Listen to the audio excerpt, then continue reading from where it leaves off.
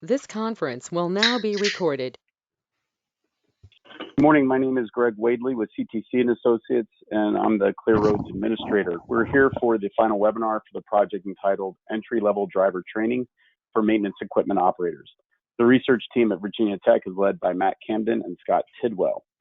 Before I turn it over to the research team, I want to let everybody know that this webinar is being recorded and will be posted on the Clear Roads website on the project page at a later date for viewing at your convenience, probably within the week. We also ask that everybody stay on mute today so that there's no background noise. However, if you have any comments or questions, please enter them into the chat box and we'll address them at the end of the presentation. I think that's all the housekeeping items for now, so I'm going to turn it over to our research team. It's all yours, Matt. Great. Thanks a lot, Greg. It's a pleasure being here today to talk about this project. As Greg mentioned, this is Clear Roads project entitled Entry-Level Driver Training for Equipment Maintenance Operators. This is the final briefing. Just to give a little bit of background, this is a pretty accelerated project. I think it's about a 9-month period of performance, and the whole purpose of it being accelerated is really to meet and develop materials so that states can meet the February 7th, 2022 deadline related to the new entry-level driver training. So some background on entry-level driver training. Currently, well, prior to February 7th, 2022, there is no minimum standard for commercial driver's license training. Historically, there's kind of been 3 methods for training. You know, it could be just an applicant getting training from a family member or a friend, looking at the CDL manual and getting practice in their family or friends CMV. There's also short duration CDL schools out there. These typically are, a few days to a week or 2, basically just going over the CDL manual and getting inside the vehicle and going through some maneuvers. And then finally, there's the long duration CDL schools, and these are much longer. They typically occur, at maybe a community college or private organization that offers comprehensive CDL training. Typically, these are multiple weeks long, maybe up to 8 weeks long, where there's a very in-depth classroom training followed by behind the wheel training. So with this historical background, FMCSA, or the Federal Motor Carrier Safety Administration, they've been looking for a long time at what would qualify for a national standard related to CDL training. We did at VTTI, we did some research back about 15 years ago looking at standardized training and what that would look like. And in about 2010, 2012, FMCSA developed a panel of stakeholders in the industry. And these stakeholders were government agencies, training organizations, CDL schools, and fleets to get input on what a standardized entry-level driver training would look like. And based on all of this information, all of this research, in 2017, FMCSA established an ELDT final rule, and it's based on proficiency in knowledge and skill. So one of the big things throughout these stakeholder meetings was, should the entry-level standard be based on number of hours, or should it be based on knowledge and skills that a CDL applicant would demonstrate? And the final rule is based on proficiency. There are both theory, and when we say theory, this is basically classroom education, and then also behind the wheel requirements. The other part of the final ELDT rule is that all training providers must be certified in FMCSA's training provider registry. So what is the new regulation? As I mentioned, it was established actually in 2017. It had an initial implementation date of 2020. However, this got pushed back, and the new implementation date is February 7th, 2022. As I mentioned before, there's kind of two components, the theory component and the behind the wheel component. The theory component has 30 required units broken up into 5 main sections. And then the behind the wheel requirements are broken up into 19 skill units. And these include both skills demonstrated on a range, or essentially in a parking lot, and also on a public roadway. So who does this new ELDT regulation impact? Well, first is the CDL applicants. So any applicant who is seeking to obtain a Class A or Class B CDL for the first time is subject to this new ELDT final rule. It also applies to any individuals that want to upgrade from an existing Class B to a Class A, or any individuals looking to obtain an endorsement, whether that's a school bus endorsement, passenger endorsement, or a hazardous material endorsement for the first time. Now, a big point to say here is that the ELDT regulation is not retroactive. So, if you have an individual trying to get their CDL right now, that individual does not need to meet all of these new requirements. It does not need to go through all 30 units in the theory. It does not need to do the 19 behind the wheel units. Essentially, if somebody's getting their CDL right now, all they have to do is know the information, pass their knowledge test, and then pass the behind the wheel portion at the state licensing agency. However, if come February 7th or February 8th next year, if an individual goes to get their CDL, they must have gone through all of this standardized training. Now, the second type of individual who the ELDT rule impacts are the training providers themselves. So the training providers, as of February 7th, must meet all of the requirements of the ELDT regulation, and they must self-certify that they meet 49 CFR Part 380 subparts G. And they must also be subject to potential periodic FMCSA audits. So as Greg mentioned, the project team for this Clear Roads project was the Virginia Tech Transportation Institute. It was really led by myself and then Scott Tidwell, who hopefully you'll hear about in a little bit. Hopefully you can join. And then also we had a contractor, Chris Antonick, who really brings to bear a lot of training experience for this in the CDL realm. He was a department head at the commercial transportation program at Delaware Tech. He's also been a certification chairman for the Professional Truck Driver Institute, an advisor for the U.S. Air Force Truck Driver Training Program, and is a Class A CDL holder with all endorsements.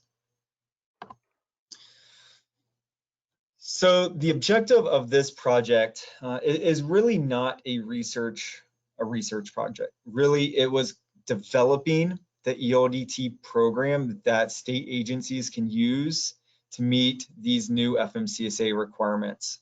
So in this project, we developed all the training curriculum, the materials, and the resources for both the theory and the behind the wheel components to meet the ELDT regulation. And this included developing the curriculum for the initial Class B individuals, or for individuals looking to upgrade to a Class A, and then also to get a hazardous material endorsement.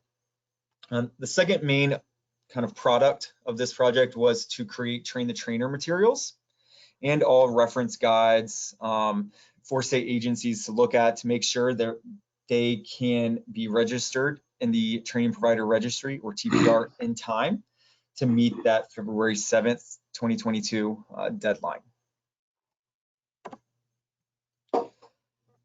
So the overall project approach, like I mentioned before, it was not really research oriented. It was collecting information so that we could develop the compliant training materials. So this first started with examining very closely the ELDT regulations and the requirements. We looked at existing literature and training materials out there to see if we could pull any information from these training materials. And then also we did a very brief survey of Clear Road states to see kind of what states were doing, if they were planning on still providing CDL training post ELDT. and then also get some implementation suggestions on what may need to be changed, what considerations may need to be made to be compliant with the ELDT regulation. So based on this information, we created a flow chart and a process and a timeline for states to use to be compliant with the ELDT February 7th, 2022 date. And finally, we developed the curriculum units, the training materials, and the train the trainer materials. So the next part of this final webinar is really kind of just talking about what the ELDT theory and the behind the wheel units look like and the compliance. So as I said before, the ELDT theory classroom has 5 main sections covering 30 units. They can be conducted in a classroom setting, kind of have all the drivers or the applicants come to a classroom, do all of this training in person. Or it could also be kind of live, like we're doing right now on a virtual conference platform. Or it could be computer-based, self-paced information. Also, simulators may be used to teach this theory component of the ELDT regulation. The key is that all of the components or sections or units that are required in the ELDT regulations must be covered. So this is something we learned in this project, that the state agencies often do not cover or have not historically covered many of these units that are now required. So even if hours of service does not apply to the drivers that you have in your state agency, those drivers still must learn about hours of service regulations. So for a state agency to provide the ELDT theory curriculum, your instructors must meet a certain threshold. The instructors must hold a CDL of the same or higher class that they are teaching, and with all the endorsements that they are providing training for. So if you're teaching applicants to get their CDL Class A, the training instructor must have a Class A license themselves. If that instructor is teaching the applicants to get their hazardous material endorsement, the instructor must also have their hazardous material endorsement. The instructors must have a minimum of 2 years driving or behind the wheel instructor experience. They must meet any additional state qualifications that your state may have. And if their CDL is canceled or suspended or revoked, then they are prohibited from teaching for 2 years following reinstatement of their CDL. Some additional considerations to think about. Any driver trainees that go through the ELDT program must score an overall 80% or higher on a theory curriculum test. Every unit must be assessed in some capacity, and it's really up to the training provider how that assessment would take place. So it could be at the very end, one big test at the very end of all 30 curriculum units, or it could be at the end of each of the 30 individual units. And what we suggest and would recommend is doing a smaller quiz or test at the end of each individual unit instead of holding off until the very end. I think that it's better for the learner or for the trainee to go ahead and get tested on that material soon after they've learned it, compared to just waiting until the very end. But again, it is up to the discretion of the training provider on when to do that testing. The state DOTs, as I mentioned before, are unique from other training providers. So really FMCSA developed this training based on the people who typically provide CDL training. So those CDL schools or, Class 8 commercial motor vehicle carriers out there. So we know state DOTs are exempt from certain regulations like the hours of service, because typically you guys are only operating within the local haul domain less than 150 air mile radius from the terminal. There's also, you guys are typically exempt from the medical certification that's required for CDL applicants. So even though you do have these exemptions from certain regulations, Again, the drivers must still be trained in these areas. And the other thing is you know, if a driver gets their CDL through the training that's provided at your state agency, you know, they may leave, you know, after a year or two. They're still going to hold that CDL, and they're going to need to know that information to be compliant for the next job as well. So the EDLT behind the wheel curriculum, as I said before, it is comprised of 19 skill areas. The range covers 7 skill areas, and this is essentially the backing maneuvers that are being conducted in a parking lot. And then on the road focuses on 12 skill areas. Something to note is that simulator time does not count for ELDT behind the wheel training. You may use the simulator to supplement the theory components, but that training time does not count for the behind the wheel portion. Pretty much same thing for the behind the wheel instructors. They have to have the same requirements as the theory instructors. And there is a caveat that the theory and the behind the wheel portions of the ELDT regulation can be provided by different training providers. However, you know, both portions of the behind the wheel, so the range and the road, they must be provided by the same training provider. So you guys may not have to provide both the theory and the behind the wheel part, but if you do the behind the wheel training, you must train that driver on both the range and the on-road portion. So some considerations to think about, and the driver trainings must exhibit proficiency in all skill sets. So really what this means is the driver can't just be a one and done. They can't just show that they can back up, you know, in a parallel setting one time. They must be able to demonstrate that they can do that skill multiple times. The instructors must evaluate and document each driver trainee's proficiency, and also the number of hours that were practiced behind the wheel. So even though the ELDT regulation does not have a minimum number of hours required, when you go and submit the information onto the training provider registry, you must actually indicate how many hours of training behind the wheel the driver had behind the wheel. And the training must occur in the same vehicle and trailer type that they intend to test their CDL in. So for instance, if all of your training is in a pintle hook dump truck, then that individual is going to need to be tested in a dump truck with a pintle hook. So in terms of the training provider registration and requirements, this is another big thing with the ELDT regulation. So the training provider registry is managed by FMCSA, and it really kind of serves two purposes. So the first is to maintain a database of all the training providers in the country and to ensure each training provider meets all of the requirements of the regulation and maintain their certification.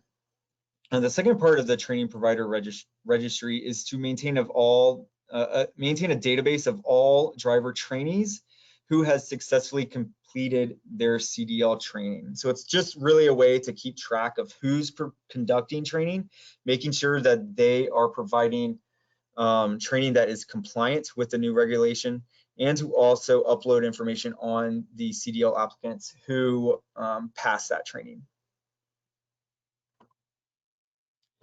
So state DOTs must self-certify that they meet all of the requirements to be a certified training provider. So essentially self-certifying means that all parts of the ELDT regulation are in compliance. You also need to set up login credentials in the TPR website, which is right here.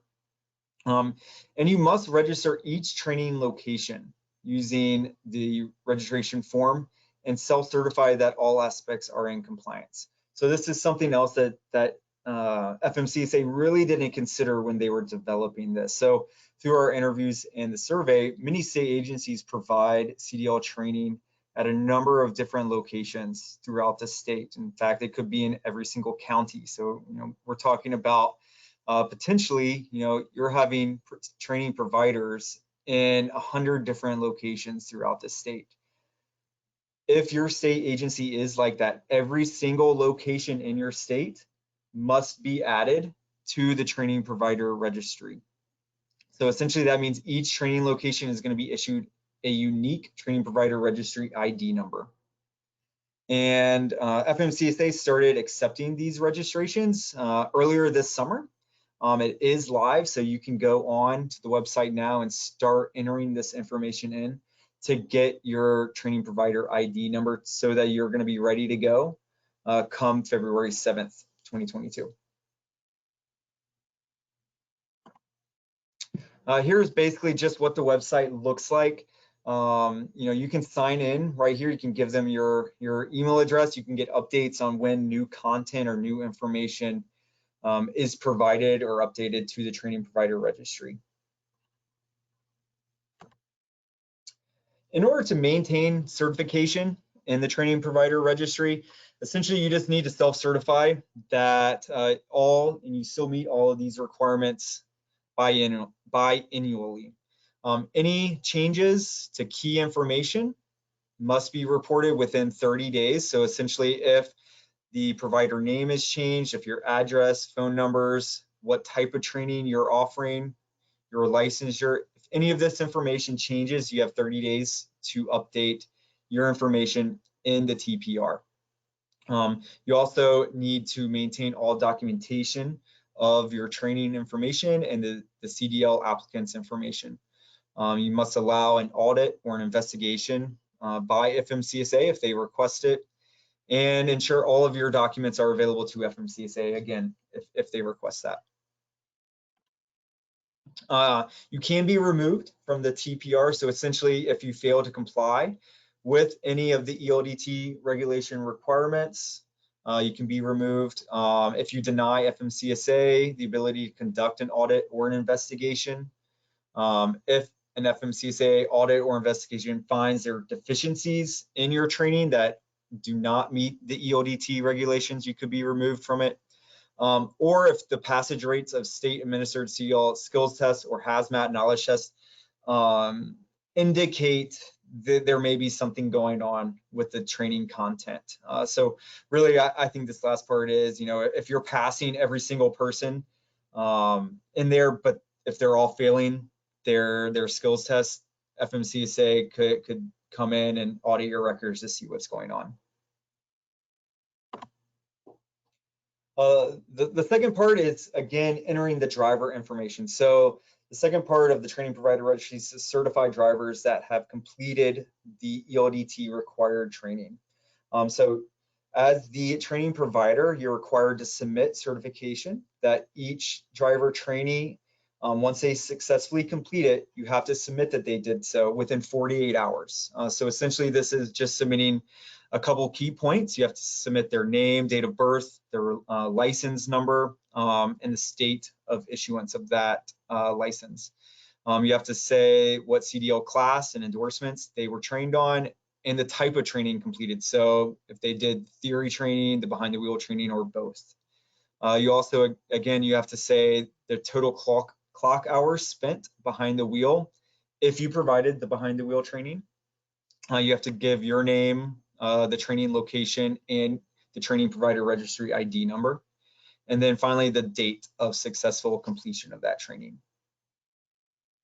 And each submission must be only contain information for one driver trainee. So say, you did classroom training, you might have, trained 5 CDL applicants.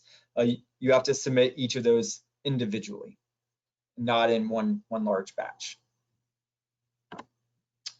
So some key considerations that we learned in our survey and interview, talking to state agencies who do provide the ELDT regulations.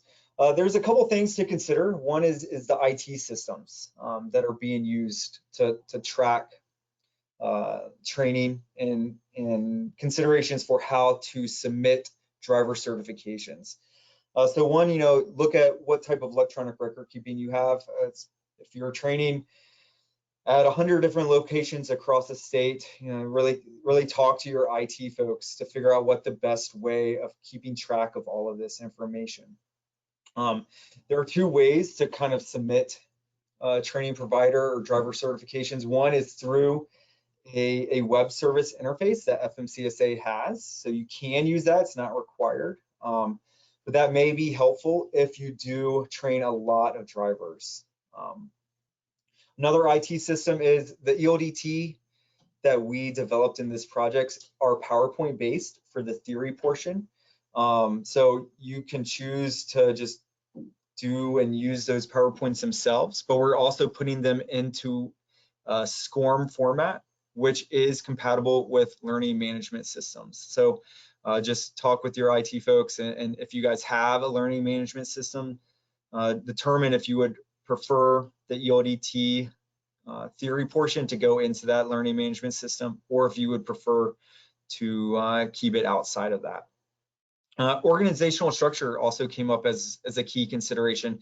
Think if you're going to need any new positions to keep track of the training, to submit driver certifications, to hire new training providers themselves.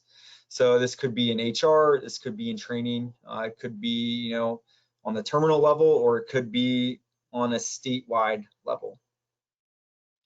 And then finally is train the trainer. So all trainers in your agency, need to be well versed in all of the units. Again, it's quite possible that you guys haven't been training on all of the new required units, such as these non-driving tasks like routing or hours of service.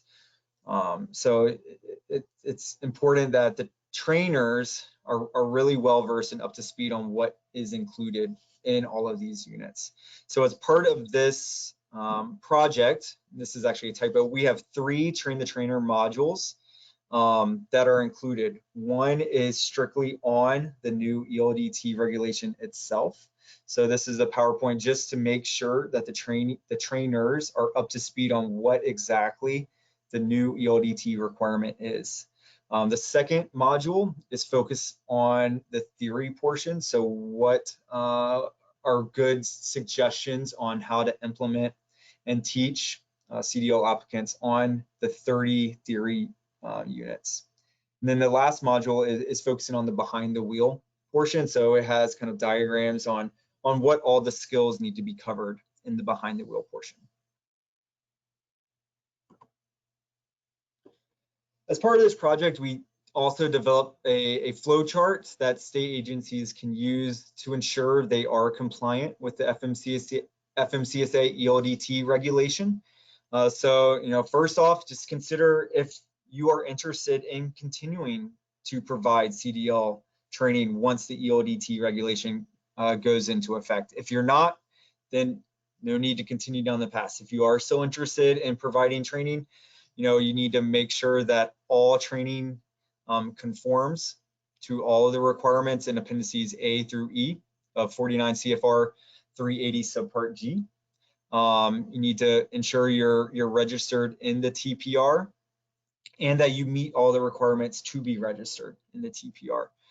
You need to make sure you have a current training provider registry number, and that each site in your state that training is occurring has its own number. Think about if any information has changed. If it has, make sure that's updated.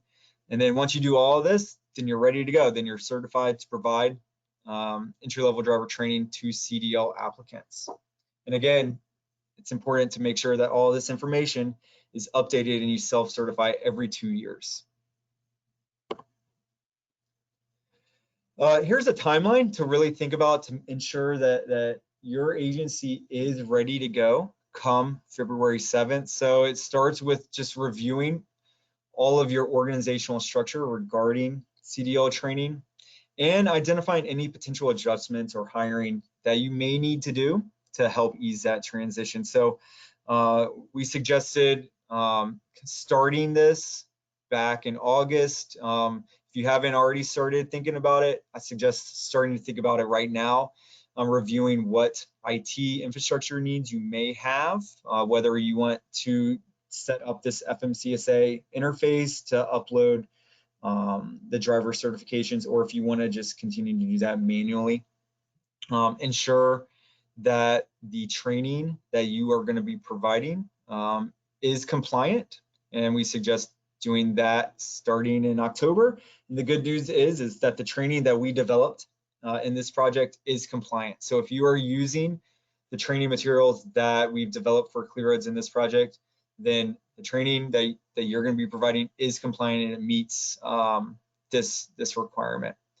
You also need to ensure that the ELDT conforms to all local or state statutes or regulations. So, we didn't get into the weeds on every single state's individual requirements regarding training because every state could have stricter requirements and they could all be very different. So this requirement, the training curriculum that we developed here, meets the FMCSA requirement. So you just need to go and look at the requirements in your state to see if they have anything additional that goes above and beyond what FMCSA requires. Also think about train the trainer. So starting, roughly in November of this year, identify what trainers you will have in your agency and make sure they're up to speed on the new ELDT regulation. If they're not up to speed, you can have them go through the training provider content that we developed here so that they can get up to speed on what is now required regarding the theory and the behind the wheel portions. Again, making sure you are registered in the TPR, making sure that your agency is self-certified and making sure every single location has a number. This could take approximately 1 hour per site, and we recommend doing this at least a month before the ELDT regulation goes into effect because we're not exactly sure how long it takes to get that ID number. I think it's pretty much automatic, but just to be safe, we do recommend self-certifying and making sure you register each training location at least a month ahead of time. Review, it's a good idea to review all of this information again about a month before the regulation goes into effect, just so that that you're going to be compliant come February 7th, 2022. And then anytime information changes, again, make sure you update your registry information within 1 month or 30 days. And then once you start training drivers, ensure that you submit and you certify that driver information within 48 hours of their completion of the training. So what does the training look like? So we said that the theory training is broken up into 5 sections. Section 1 focuses on the basic operation of the CMV. The first unit is an orientation of what is typical of a CDL driver. So again, this focuses really on all types of CDL driving that is required to be included in the FMCSA regulation. The second unit looks at the control systems of a heavy vehicle. Third unit is pre and post trip inspections. Fourth unit is basic operations. Fifth unit is shifting and transmissions. So we do know that most of the newer vehicles are now automatic transmissions. We included information both for automatic transmissions and manual shifting. We focused also the 6th unit on backing and docking. And then unit 7 is on coupling and uncoupling. Here we focused on the pintle hook coupling and uncoupling unit. So we know that this is typically what state agencies use, the type of trucks they use. So we focus most of our material on that type of operation. So for any individuals who are looking to get or upgrade to a Class A, this unit 7 here is needed. If you are training drivers only to get their Class B, unit 7 here, the coupling and uncoupling, is not needed for those individuals. Only needed for those individuals who are going to get their Class A. Section 2 is on safe operating procedures. So this includes visual search, communication, distraction, speed management, space management, night operations, and extreme conditions. Section 3 is on more advanced operating practices, so hazard perception, hazard recognition. Unit 2 is on skid control and recovery, and Unit 3 is on highway railroad crossing. Section 4 is on vehicle systems and reporting malfunctions. So again, this section has 3 units. First is on roadside inspections. And we understand that as a state agency, it's unlikely that most of your drivers are going to be subject to roadside inspections. Most of the time, a police officer is not going to be stopping a dump truck or a CMV with a state license plate. However, it is required under the ELDT regulations that all of this information is included. So you must ensure that the drivers are getting this information. Unit 2 in this section is on heavy vehicle maintenance. And again, we also know that, quite oftentimes your drivers are not going to be responsible for doing the maintenance. It's quite likely that you have your own maintenance folks out there, but your drivers need to understand the systems and when maintenance is required. And then finally, identification and diagnosis of malfunctions in that heavy vehicle. And then finally, section 5 has the most units, and it's focused on non-driving activities. So most of these may be things that your agency may not have included in previous CDL training. I'm sorry, I don't know why it's going ahead automatically there. So the first unit is handling and documenting cargo. So this really talks about cargo securement.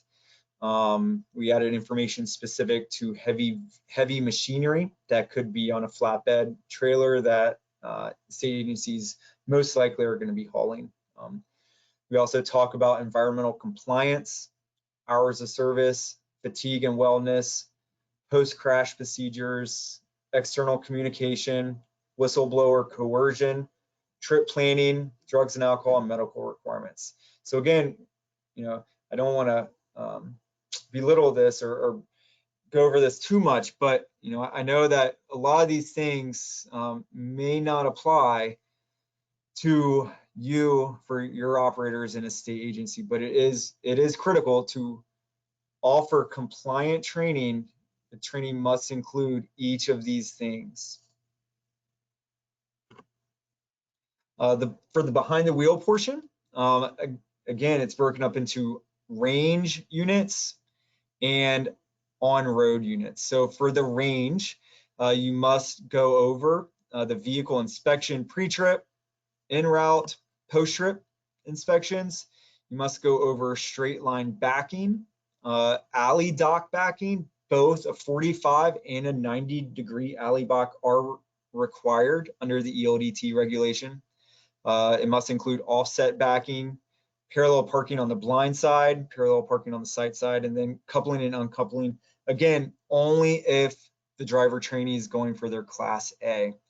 And because this is proficiency, as I said before, a driver trainee cannot just do these one time. It really needs to be demonstrated that they can do this, these maneuvers and these skills multiple times. And then on the road, it includes demonstration of proficiency in vehicle controls, including left turns, right turns, lane changes, going around curves, entering and exiting interstates. Also demonstrating proficiency in shifting and signaling and communication, and proper visual search patterns, speed and space management, safe driving behavior, hours of service requirements, hazard perception, railroad grade crossing, night operation, extreme driving conditions, and then finally skid control, recovery, jackknifing, and other emergencies. So then the last thing that we developed is the train the trainer modules. Again, as I mentioned before, there's 3 separate modules we developed. The first one, again, is just kind of what we talked about today, provides a lot more information on the specific ELDT requirements. Also, as part of the train the trainer materials, we have unit outlines, every single PowerPoint presentation has instructor notes in the notes section so that an instructor could use them if needed. We have checklists, logs, and diagrams for the behind the wheel portion. We have exams for each of the 30 theory units with answer keys. The required forms that are required for the behind the wheel units. Suggested instructional strategies are included in the two train the trainer modules for the theory and then the behind the wheel instruction. So that is high level summary of what the project was. Happy to answer any questions. I have an example module pulled up on my computer if somebody would like me to run through an example curriculum unit. Currently I have handling and documenting cargo pulled up on my computer, but I can pull up any of them. So happy to answer any questions. All right, thank you, Matt. Well, let's go through some of these questions first, and then if anybody would like to see that, we can have you run through it a little bit for us. So the first question I get from Matt Stevenson is there any requirements to add doubles and triples endorsements to driver who already has a Class A? Hey, Scott, are you on by any chance? Yes, I just got on. Perfect, I didn't hear the question fully. Is there a requirement to add doubles and triples training? Was that the question? Yeah, is there a requirement to add doubles or triples training endorsements to a driver who already has a Class A? So if they want to get their endorsement, the ELDT does not have specific classroom units for those endorsements. But there is in regulation, there's certain long combination vehicle requirements. It mainly deals with proficiency, but there's nothing pertaining in the new ELDT regulation that requires any specific classroom training for that. And I think, thanks Scott for that. I think that may be one where you need to look at your state requirements as well. Okay. The second question was from Gene, and he said, is Virginia Tech creating an e-learning component as well as the instructor-led? So I think he asked that question before we got to that point in the presentation. You probably saw that the research team here is putting together these modules in a SCORM e-learning format. So is that the best way to say that, Matt? Yeah, that's correct. So each of the PowerPoint units is going to have a zip file that can be uploaded into your learning management system. Okay. And then the next question was from Tom Renninger. I think it was really more towards the Clear Roads group, and he was asking if all state DOTs require their operators to obtain a CDL, or there are some states out there that are exempt. And I think he got his answer on that through a number of responses. So I'm scrolling down. Let me see. So another question we had was how long does it take for a location to be recognized once the data is submitted into the registry? Yeah, Scott, I know from what I understand, we have not gotten a clear answer to that. Scott said, well, have you heard any new information from FMCSA that gives specifics on that? So are you talking about when the training provider site registers, and then when is that official that they're a training provider? I'm interpreting the question as like once a training provider submits their information on the training provider registry, how long until they get that training ID number, I guess. So yeah, our contacts at FMCSA have not provided a clear answer to that. I'm not sure they even totally know internally there. We've said allow 1 month for that to happen, for them to fully audit and review the submission form, the registration form, as well as any credentials. So I would allow a month, but there's been no clear guidance from FMCSA on the exact timing of that. I saw another question pop up for night operations, is it required to schedule a unit or schedule the driver to come in and drive at night? The answer is no. So the way the ELDT regulation is written, in the behind the wheel portion, on the road behind the wheel portion units, only the first 7 are required to demonstrate proficiency. Units 8 through 12, which is hazard perception, railroad grade crossing, night operation, extreme driving conditions, and skid control recovery jackknifing, it is to be determined. They have to discuss it with the instructor. You know, you go out, if you happen across it, that's fine, but they don't have to necessarily schedule a night driving session. They can if they like, but it's not required. Okay, so then kind of backing up a little bit here, Clay had also asked, on the 48-hour reporting deadline, if you complete the theory 1 week and then do the behind the wheel 2 weeks later, do you need to report each separately, or can you wait till you are done with the behind the wheel? That's when you're done with behind the wheel. Once everything is complete, then you have to submit within 48 hours. Okay. Mike Lane asked, do classroom and behind the wheel instructors both require individual registrations to certify as trainers? For example, if we have a district trainer conducting classroom and range sections and several instructors for behind the wheel spread out within a district, they all need to be registered. Do they all need to be registered as instructors? Is that correct? So Scott, correct me here, but the individual instructors do not need to be registered. It's the location that needs to be registered. That's correct. Yep. And when you register the location, you self-certify that your instructors meet the criteria per the regulation, but they don't have to register individually. So you would register your location, self-certify all your instructors meet the requirements, and then you're good to go. And that's per the ELDT regulation. Now, if your state has a more detailed requirement, then maybe the state requires them to register, but that would be on a state-by-state basis.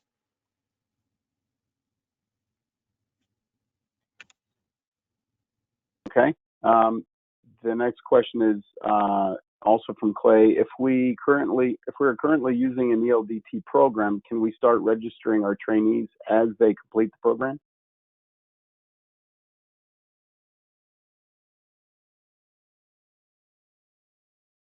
Well, the training provider registry is open and it's active. There's no clear guidance from FMCSA if they are accepting student completion now, but there's nothing that says they're not either. They haven't given us an answer one way or the other. But the training provider registry site is open as of the end of July.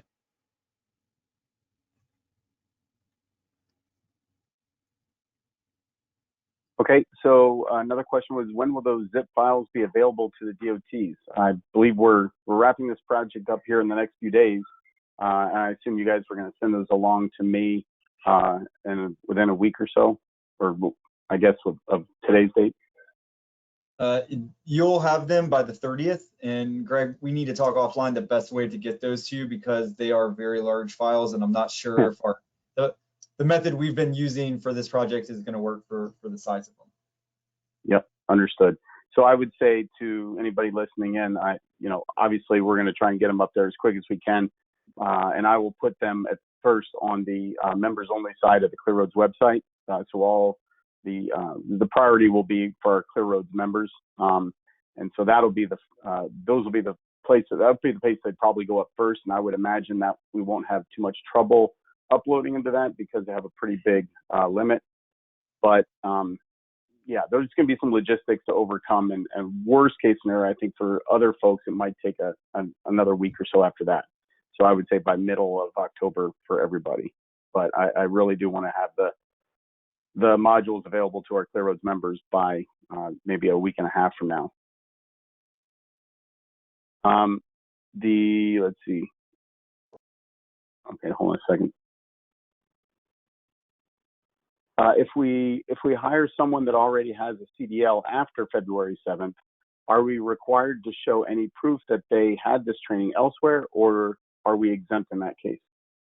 Yeah, so if you hire an individual that already has their CDL, then you're good to go. That individual already has their CDL, and that's all there is. You're not needing to train them to earn that CDL. Okay, the next question is, so when a location is registered, we should wait approximately 30 days for it to be recognized by FMCSA? That's a question. Yeah, and again, this is something we have not gotten clear guidance on. It's quite possible that as soon as that location is registered, you could get that ID number automatically, or it could be like the next business day. I would say as soon as you get that training ID number, then it's recognized by FMCSA. We're just not sure, and we haven't gotten clear guidance on how long that process takes. So just to be careful, we suggest doing it a month before February 7th, but it's quite likely it's not going to take a month.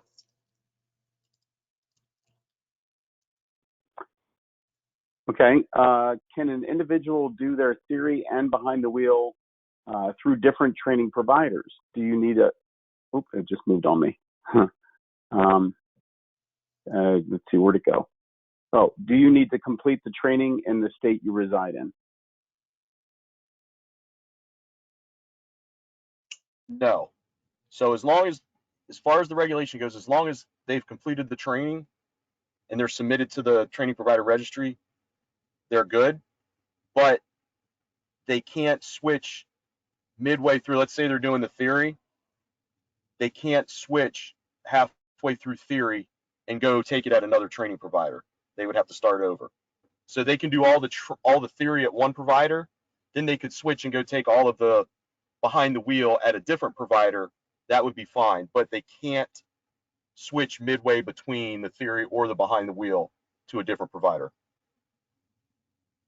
And then Scott, I think the second part of that question, which I'd like your input on as well, say a driver trainer gets training in West Virginia, but then they take their test at the state driver's license agency. Can they do that, say in Virginia, even though they took the training in West Virginia?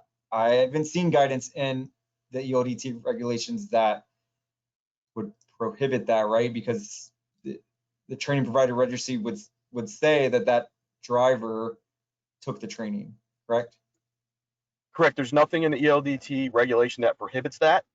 And so with the new regulation, all of the state driver licensing agencies are tied into the training provider registry. So no matter what state, they can look up the driver and they will see that they have completed the CDL training.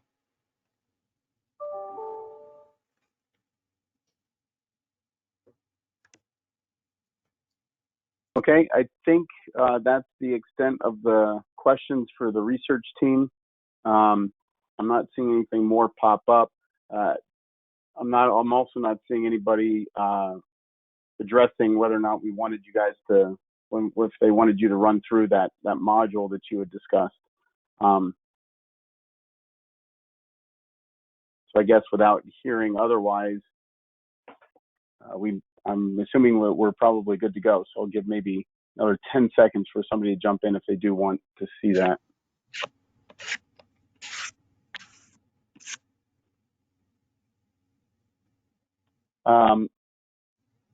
So we did get another question from Clay. Will the 8 through 12 behind the wheel road items that are optional, will the 8 through 12 behind the wheel road items that are optional listed?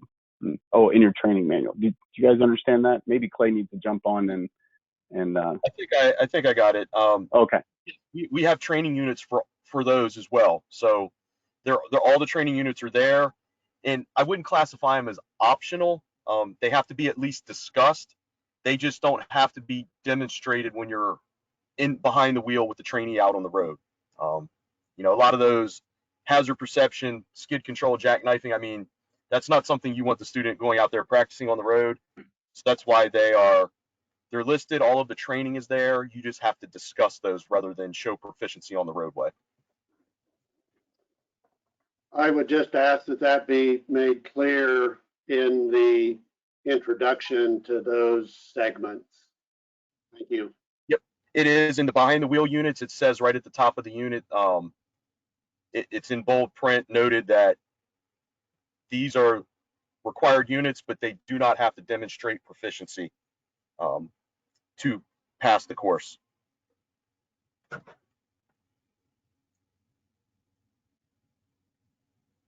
Okay, so we got another question. Did you say all state drivers licensing locations will be providing this training before issuing CDLs? No, so they're tied into the federal system, and when you submit, so within 48 hours of a driver trainee completing, you have to submit their information to the training provider registry. That is how, when that driver goes to the DMV and gives them their general driver's license, they can look up their name and see on the federal system that they have completed all training requirements, and they can be tested at the DMV.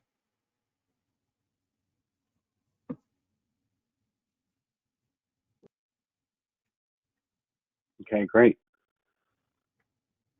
All right, give maybe another 10 seconds or so to see if any other questions come in. I can't type this in 10 seconds, so I'm just going to ask Go it ahead. verbally. That last question, I was under the assumption that if we did the training as a DOT and we passed the theory and the behind the wheel and reported it to the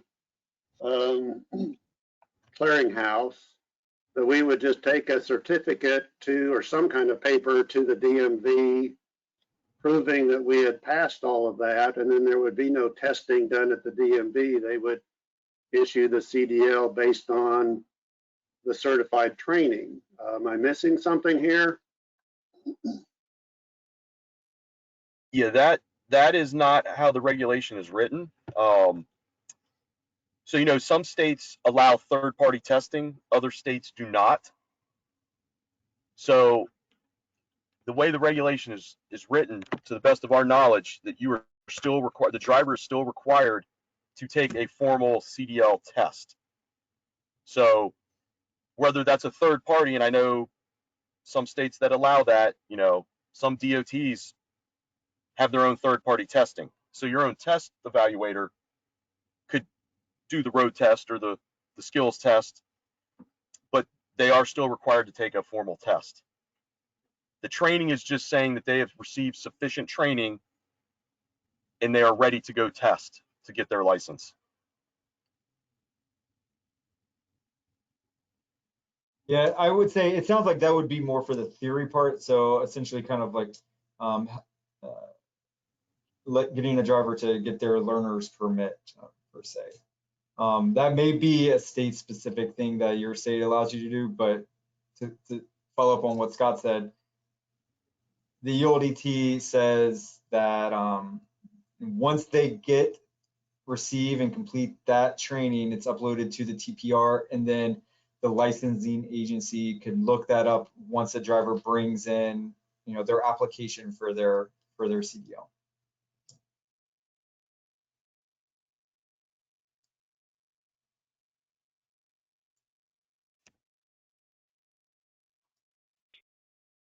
We received another question. It says anything from the Fed that it says that the date will get pushed back again? So there's been no chatter on that as of yet. We haven't heard anything. Our contacts that we talked to at FMCSA haven't mentioned that at all. I mean, this date has been pushed back multiple times as it is since, you know, for the past 10 years. So I really think they're pushing to get it out now with the current date that's set rather than push it back again.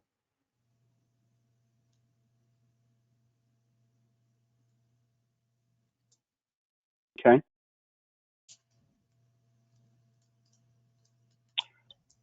All right. Well, thank you everybody for joining in. Again, this meeting, or this webinar was recorded, and I will be getting it posted on the ClearRoads website on the project page, the public-facing page, within the next couple days. So thank you everybody for joining in, and have a great rest of your week.